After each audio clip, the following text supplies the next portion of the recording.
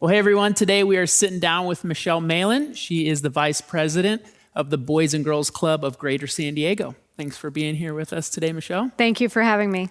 First question, I just wanted to check in with you and see how is this whole COVID thing affected you guys at the Boys and Girls Club? I imagine it's been quite challenging. It has been quite challenging. In mid-March, like everybody else, we had to close all of our sites. So that was really tough for all of us. You know, our mission is to serve kids. And so to not be able to serve kids was really tough on all the staff. And it was, you know, we had kids crying the last day saying goodbye. And so that was really, really tough.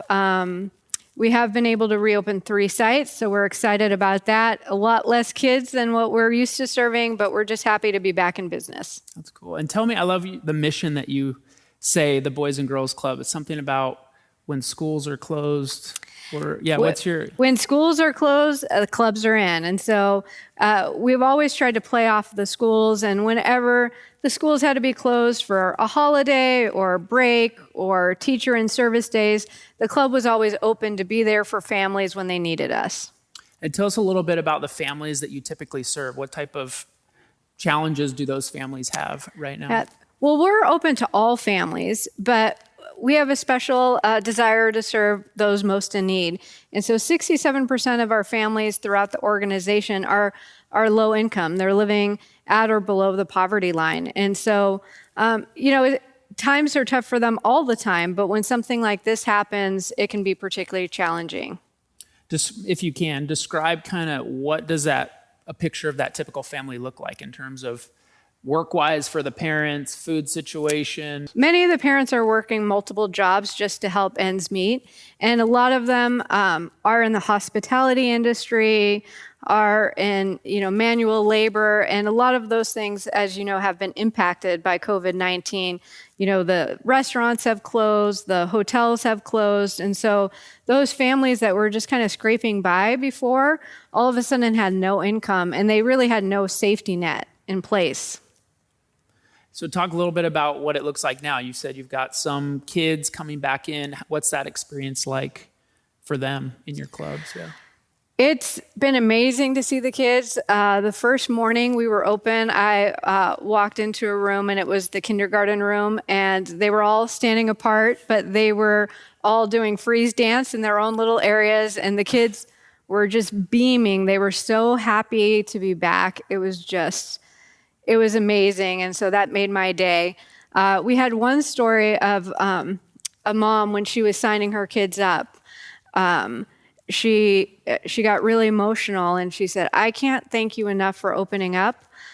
I'm in healthcare, my husband is in healthcare, and when the schools closed down in March, we had to send our kids away to live with family. And they hadn't seen their children in 2.5 months, and they were just so happy to be able to bring their children back and be a family again. You have to go to work, and especially the healthcare workers, they're so dedicated to helping people. If you have to go to work and you have no place for your children, you might have to send them away to live with other people. And to me, that's just heartbreaking. Tell me why you do what you do. Why do you get up every morning? What drives you? I've always loved being able to serve kids and help children and help families. And so, that's been my passion and my mission in life for 27 years.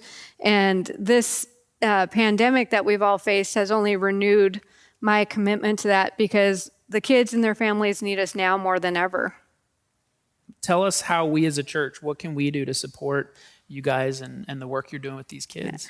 Well, we're so thankful for all that you've done in the past to help us. You've done food drives, you've done volunteering. It's just awesome, all the different things that you've done. Unfortunately, right now we can't use volunteers, but we hope to someday again soon. But just one thing, just prayers, like pray for our kids and pray for our families. We all need all the prayers that we can get. And food drives for our families would be wonderful. We're also doing a backpack and school supply drive.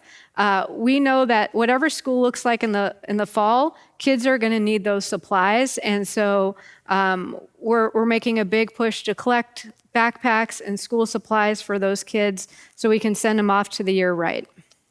And I think we are having a partnership with our high school group and with you guys. Do we have a date for that? And what is that look like? Saturday, July 18th. The high school group is going to come out and help stuff whatever backpacks and school supplies that we get. We'll be at the Boys and Girls Club in Claremont, putting all those supplies together. So that would be great to build on that partnership. Well, Michelle, tell us what your hope is for the future in looking at your Boys and Girls Club and the students that you work with. Well, our immediate hope is just to provide a really fun summer for the kids that we are able to serve. We have 3 sites open, each serving about 100 kids this summer. And so they just need some fun. They've been locked up at home and just a chance to be a kid again. So that's our immediate goal. Our longer term goal is to open up more of our sites and get back to full service, or as much of full service as we can.